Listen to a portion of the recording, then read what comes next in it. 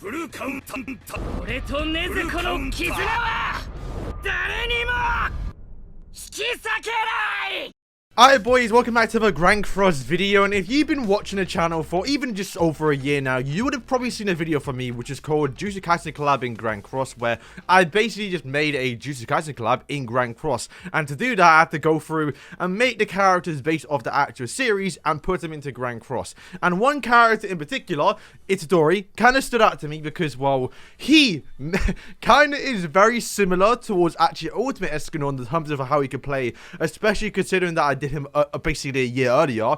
And it's funny because I'll go through some comments later on, but in that video a lot of people said that this character is too broken and will never come to Grand Cross, or like he wouldn't fit in Grand Cross. But yet again, we have Ultimate Escanor, who's very similar and yet is arguably even better than Itadori, and he's in the game right now. So I want to do a little video to compare both of them to see how close I actually was, even though it wasn't really based off Ultimate Escanor, but I think there's somewhat still there. So let's just go through it. Honestly, it feels weird to see this because it's been so long since I've watched it, and obviously I've made a whole new collaboration that is yet to come out. Obviously, I'm sure you've seen the intro, you probably know what it is, but yeah, it feels like a lifetime ago I did this one. But let's go towards Itadori. Alright, so Ultimate Escanor and obviously my Itadori that I did design are a lot different, but still similar in a way that, like, you can kind of see the idea. You can almost say they kind of base Escanor off this card. Obviously it didn't, but you know, it did get 100k views. Maybe Netmarble did see, you never know. Alright, let's start with the first skill. So the first skill, lore-wise, in Jujutsu Kaisen, Divergent Fist is he attacks someone and a few seconds later it then attacks again. So in terms of Grand Cross, it made sense to be death damage because death damage deals damage, and then boom, applies later on. And although because we hadn't had death damage on an actual skill in game yet, because it was only on an ultimate move, and at that time it was only an Escanor, I decided, okay, this is what I'm gonna do because this is a completely made up skill because we haven't seen it in game. But then we kind of got an equivalent with Ultimate the One, because the character deals damage, and after that damage is dealt, boom, it applies the death damage basically. So very similar. The only difference is that it obviously is AoE, which is a lot better than what I recommended, but still, skill 1 arguably very similar. Obviously I still be additional 70% damage, where since it is AoE the damage will be a lot less here, but it is 30%. But then if you do apply that towards, let's say, 3 other people, because it does attack 3 times on each character, it's basically additional 90% damage. Obviously not all into one character, but once again I think for his skill wise very similar. But it doesn't stop there. This is obviously Ultimate Escanor's ultimate, and if you compare it to the one I did for Itadori, yeah, not even similar. It's Sever. Actually, I think I changed it last minute before actually uploading this video, but yeah, this is a terrible ultimate. I should have done something a bit more creative rather than just Sever.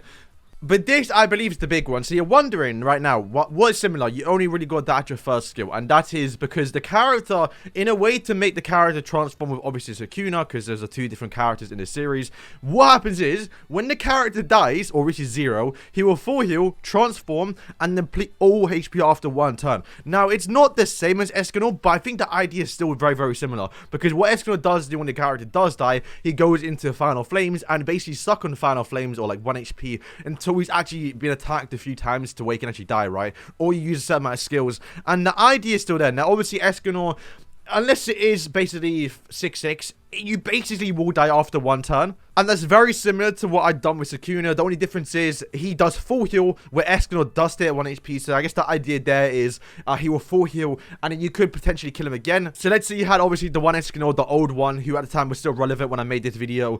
Escanor will kill him, and then boom, the death damage will proc again, and he'll probably kill him again too. But obviously when he transforms into Sukuna, and it's kind of how the whole idea of the actual character comes into. But then he transforms, and the transform obviously does get a new skill, which obviously Escanor doesn't do, but the skill's very similar, and the whole idea of the character I think is still there, because the whole idea behind this character is you probably save your cards, let them merge, because when Itadori dies he'll then turn to Sukuna, and Sukuna will have a massive 1 turn where he can do AoE damage and make it so he deals damage based on his missing HP. And that's very similar towards Escanor, because Escanor, as it is right now, you want him to die, but then you want to save this AoE skill if you can't use it beforehand, to where when you are dead you're stuck on 1 HP, and then you deal a massive AoE damage, because this skill does do more damage depending on how much missing HP he does have.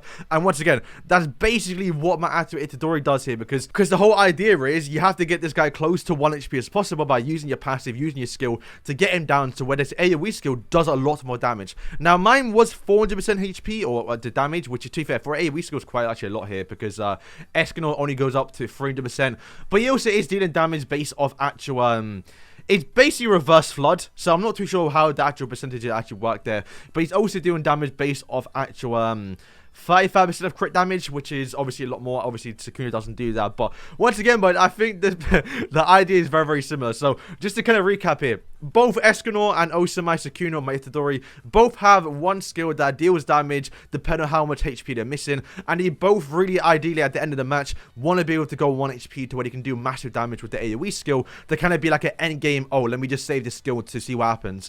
And then they both also have a skill where it deals damage, but it deals additional damage afterwards. Obviously, Escanor being a bit different because it is AoE, but my Itadori being single target. But I think the fact that I kind of got on a weak version of Ultimate Escanor skills onto one character with a passive very, very similar, I think that's actually a really good guess about how this character will play. Obviously, I didn't plan for it to be Ultimate the one, but I think this is a funny coincidence. Alright, so here's a comment that I find kind of funny here. So, once again, this guy left a massive review towards all the characters that are definitely really helpful. But he basically says that Sukuna's Curse Smash, the actual skill that does damage based off missing HP, which basically Escanor does have, but Escanor's stuck on 1 HP, so Escanor already better.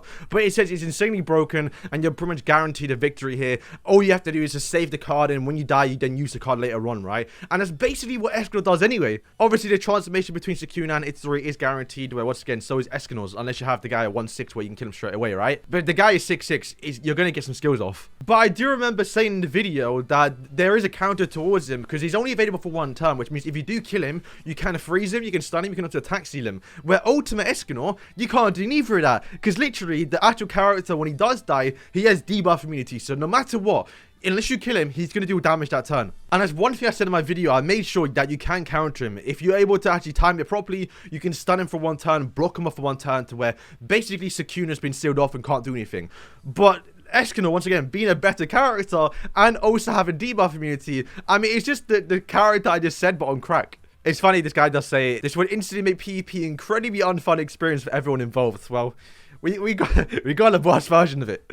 But yeah, boys, that is basically it for today's video. Once again, I kind of wanted to just go over my actual old collaboration with, obviously, JJK and compare it. Because, once again, I think the characters are very, very similar with the fact that, obviously, both of them have death damage in a way. Both of them have skills that are based off missing HP. And they both play somewhat similar where after they die, they then stay alive for basically 1 or 2 turns, and they just do massive damage AoE and based off missing HP. So I think, once again, the coincidence is actually so cool. But do I think they copied my design? Of course not. But once again, the video was very, very popular. You never know, maybe Netmarble did see it. I don't want to get a massive head on everything, but regardless, I do think it is probably a coincidence. But boys, thank you for watching. Once again, I can't just do a fun video talking about today. So yeah, it's crazy to think that this character I designed a year ago was considered broken, but it's, to be fair, quite bad now. And we got a character that is arguably way, way better than what I even designed. It kind of goes to show how much of a power creep Escanor is and how much the game has changed. So, boys, thank you for watching, and yeah, peace.